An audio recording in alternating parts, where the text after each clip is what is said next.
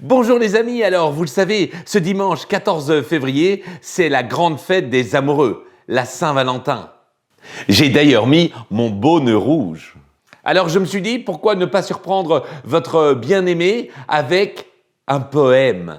Mathématiques, bien entendu, puisque Cédric Villani le disait lui-même, les mathématiques sont la poésie des sciences. Alors voici le théorème de nos je t'aime de Bernard Mercier. Ça démarre bien, hein?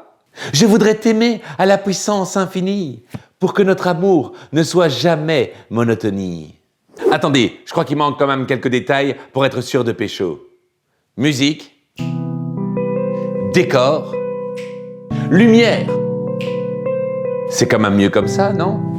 Ah oui, on peut aussi ajouter un chat quelque part. C'est pas du tout obligatoire, hein, mais c'est juste parce qu'il paraît qu'avec un chat, ça augmente les vues sur YouTube. Je voudrais t'aimer à la puissance infinie pour que notre amour ne soit jamais monotonie. Je voudrais tant que nous soyons le résultat de cette addition. Joie plus bonheur plus passion.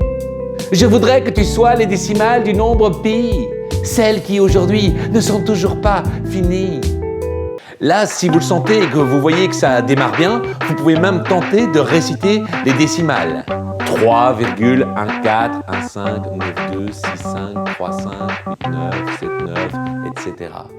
Je voudrais être le premier dénominateur de ton cœur pour toujours deviner et diviser tes peurs. Je voudrais que tu sois l'exponentielle de mes toujours, la seule solution aux itérations de notre amour. Je voudrais que tu sois mon ensemble de tout pour que jamais, jamais nous ne manquions de rien. Je voudrais que tu sois mon équation, l'inconnu de mon postulat.